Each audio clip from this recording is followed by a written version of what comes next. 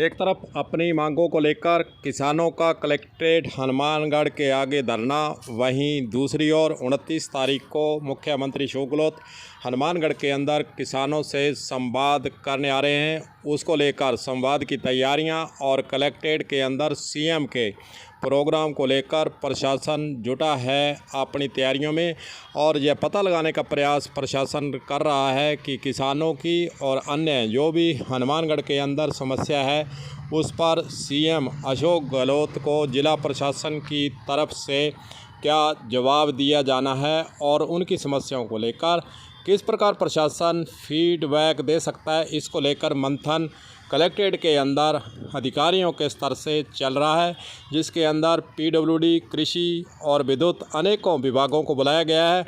उनसे हो रही है चर्चा कि सीएम अशोक गहलोत जब हनुमानगढ़ में आए तो उस वक्त कैसे उनको हनुमानगढ़ ज़िले की समस्याओं का जवाब दिया जा सके। वहीं दूसरी ओर कलेक्ट्रेट के आगे जो किसानों का धरना आज लगा था, पहले से तय था। क्या है किसानों की मांगें और क्या है आगे रणनीति, चलिए सीधे ले चलते हैं आपको धरने के अंदर।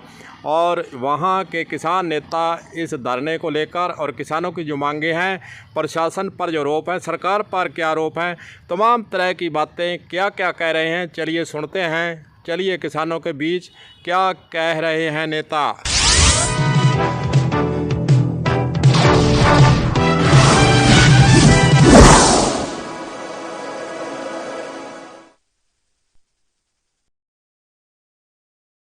देखिए, मन की इच्छा नहीं, ये किसान की पीड़ा है। ऐसे किसान की पीड़ा जिसको राज भी मार रहा है और प्रकृति भी मार रही है।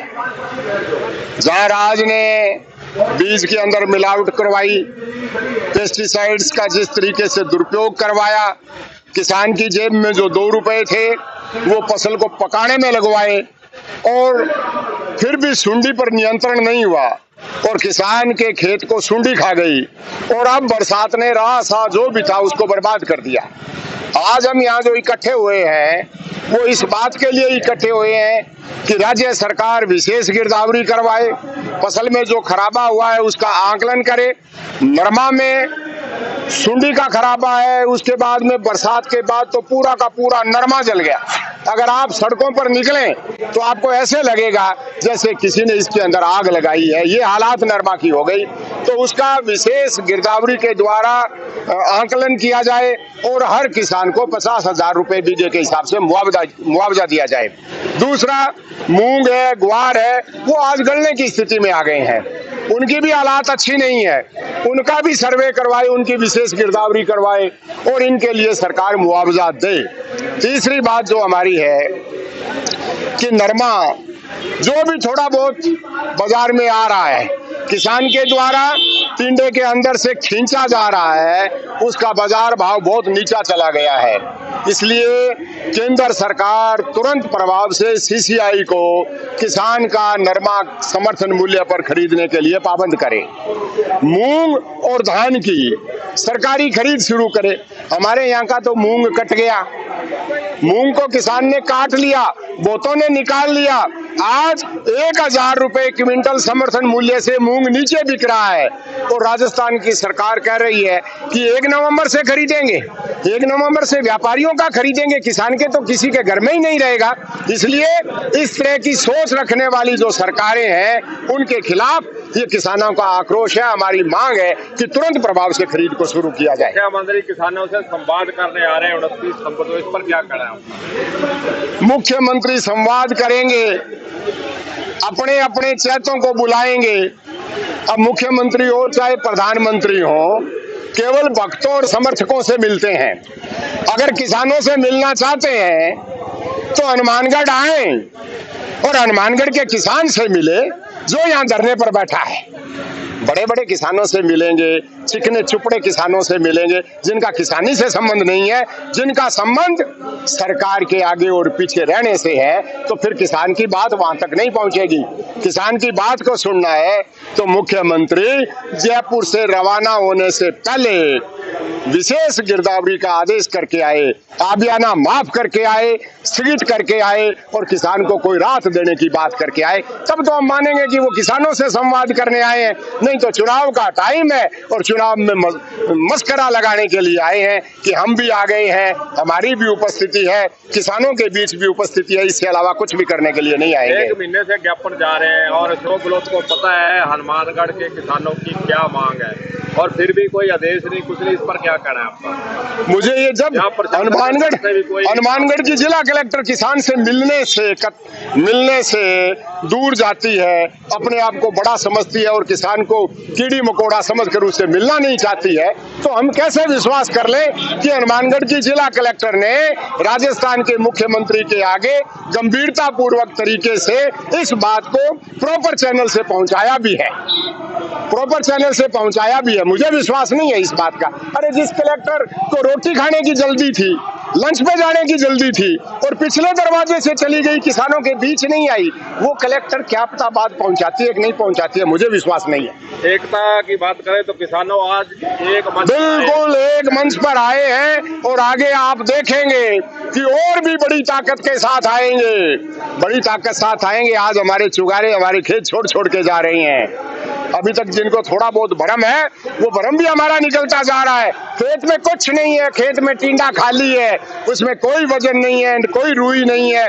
इसलिए सारे लोग आएंगे और सारे एकता के साथ आएंगे।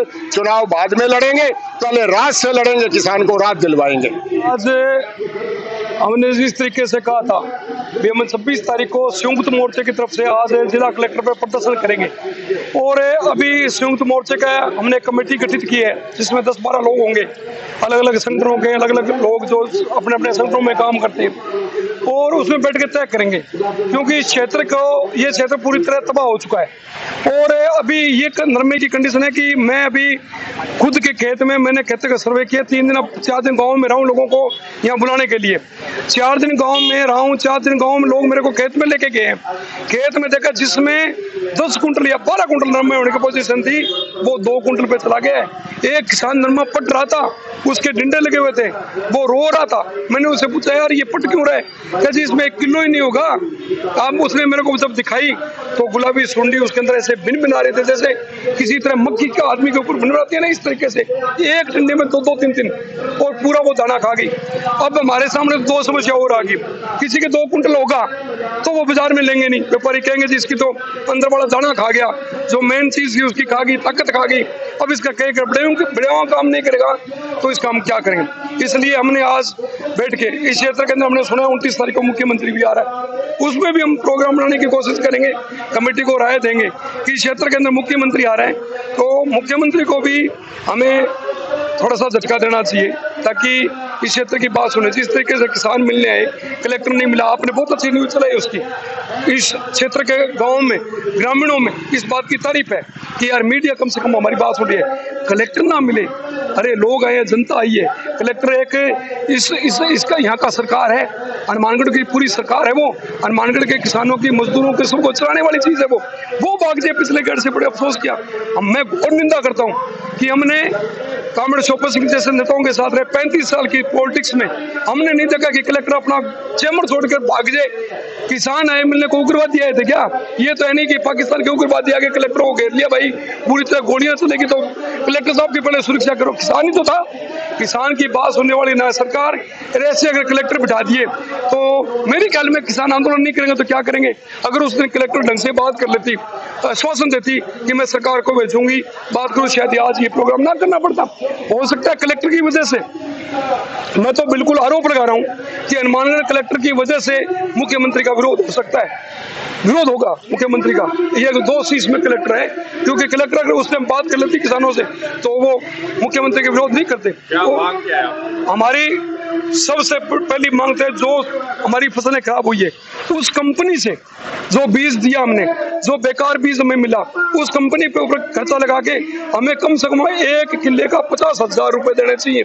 1 किले का 50,000 रुपए, चाहे उसका बीमा है चाहे नहीं है। ये कोई बात थोड़ी बीमे वाले को मिल जाए दूसरे को ना मिले। किसान तो किसान है, बीमा क्या होता है? बीमा कर दे देगी? बीमा तो अतिवृष्टि के नीति अब क्या बनने लगाएगी? तो जी ज्यादा बारिश आ गई इसलिए आपके सुंडी पड़ गई, हजारों पैसे लगा रहे हैं, राशि एक राशि वाले, राशि कोई बीज वाले। बीज कंपनियां बहुत मोटी है, कैसे पार पाओगे आप? हमें बीज कंपनियां, हमें हम पता है, आपकी बात बिल्कुल सही है कि इन लोगों से इनका चंदा बहुत बड़ा लंबा चौड़ा चंदा जाता है। कृषि मंत्री के पास हो सकता है करोड़ रुपए से पहले, राजस्थान के कृषि मंत्री के पास, सेंटर के कृषि मंत्री के पास, सरकारों के पास पैसा चला गया। लड़ना तो किसान को पड़ेगा सब, अगर बचना है, क्योंकि अगर अगली बार एक बार ऐसे और हो गया तो किसान को, मैं तो कह रहा हूँ कि किसान, हम समझाते हैं कि आत्महत्या मत करो, लेकिन मैं खुद चिंतित हूँ।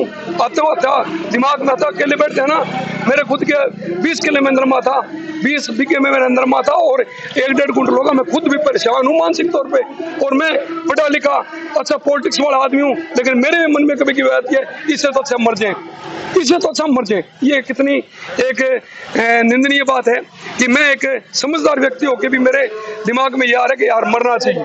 20 तरीके से जिएंगे कैसे? हमने नरमे का फाड़ देख के, नरमे के डिंडे देख के हमने रिश्ते तय कर लिए, बच्चियों के रिश्ते तय कर लिए। बात का हमने बहनों को कह दिया भाई तुम शादी करो, बच्ची की हम बात भरेंगे। हमने तो वो डिंडे दे के कर लिया, हमें क्या पता था डिंडे ऐसे कर देंगे हमारे। हमने शादियां, क्योंकि आप सामाजिक लोग हो, आपको पता, अपने शादी करते हैं 2-3 महीने पहले तय कर लेते हैं, 3 महीने पहले अपने घर में स्वांस होता था, बच्ची की शादी करनी है, बच्चे की शादी करनी है। वो डिंडे देख के, उसका फाड़ देख के हमने शादियां तय कर ली, और वो शादियां भी हमारे बीच में चले रहेगी। अब ना तो हम उन रिश्तेदारों को जवाब देने वाले रहे और ना ये हालत हमारी हो गई।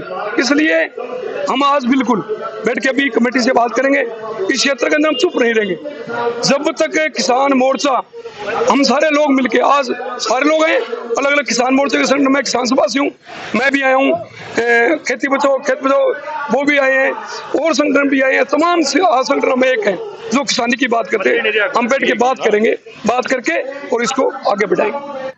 देखते हैं प्रशासन के स्तर से जो किसानों के द्वारा आज ज्ञापन दिया जाएगा उस पर प्रशासन का क्या रुख रहता है, क्या धरना लंबा चलता है या फिर आज कोई प्रशासन आश्वासन देकर किसानों के धरने को समाप्त करने का प्रयास करता है।